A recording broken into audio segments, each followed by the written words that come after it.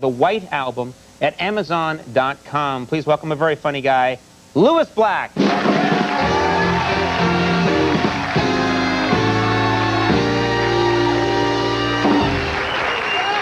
You know, this country is absolutely insane. And it's not just the fact that we can't elect a new president. I'm talking about the Weather Channel. What is that about? It's 24 hours a day of weather. Am I missing something here? It's weather. You want to know what the weather is? You open a window, you stick your hand out. Your local weather person who's looking out a window can't tell you anything about the weather. We don't even know where these people are. They could be in a bunker in Costa Rica. We don't know. They're printing money down there. They tell us what the dew point is. I live in New York City. Concrete doesn't have a dew point. The reason you actually would watch the Weather Channel is when you left the weather area, as I did in April, New York, to fly to another one, Detroit. It's nice to know what the weather is so you know how to pack. They told me it was going to be 68 and sunny. It was snowing. That's not even close. You're not even in the ballpark. Why do we have weather people? What we should have are chimpanzees dressed up.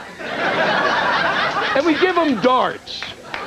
And they throw it at the dartboard. And it's 8 and 7 is 15 and 20 is 35 and 18 is 53. The chimp says it'll be 53. And then you'll go outside and it'll be 92, but you can go, well, what are you going to do? The weatherman's a chimp.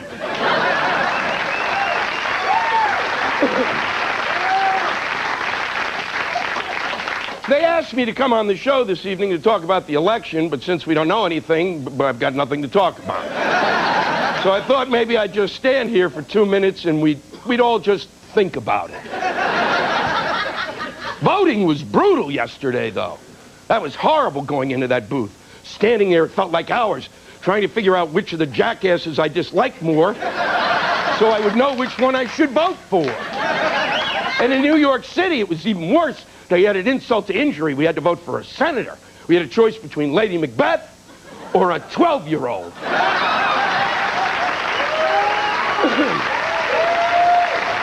Can somebody explain to me how Rick Lazio became a congressman? How is that possible? What was he running against? An otter? And people say, well, we can't vote for the otter. You're going to have to go and get it and chase it and bring it back. I left that voting booth. I felt so badly about myself. I felt like I feel when I've touched myself too much. The only good thing about voting is that the days that follow, no matter how bad a day is, you can think, well, at least I don't have to vote today. I guess I could have voted for Nader, but why? What kind of a candidate was that? What would you vote for him for? So you could have better warranties on your household appliances? And now the fate of the country is in the hands of Florida. Hello! These people live in an area where the humidity is over 100%. And you know how you know it's over 100% humidity? When you're walking down the street for 5 minutes thinking to yourself, you know, I should have put deodorant on my genitals. You can't think in that kind of weather. You know, today, it actually struck me maybe a military coup wouldn't be bad. Get the army on the street yelling, go back to your homes, everything will be okay. Coup! It sounds almost festive, doesn't it? There's a reason that we didn't vote, you know, that the vote was inconclusive last night. And the reason is we're telling ourselves something. We don't want either of them. Okay? These are very strange times, and they call for strange men. And I think there's no one stranger than Dan Quayle. I think it's his time. He's a funny guy, and we need a good laugh at this point. And Dan's the man. Here's a man who went to American Samoa, to an island called Pago Pago, and he, of course, called it Pogo Pogo.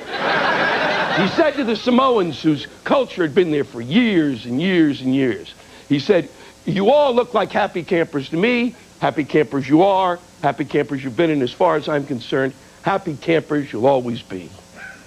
He's very, very lucky that those Samoans showed restraint and didn't eat him. which would have been the correct response.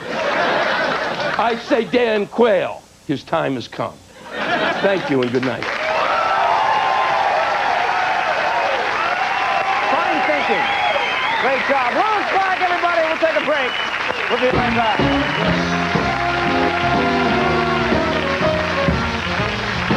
Yeah, Hawaii.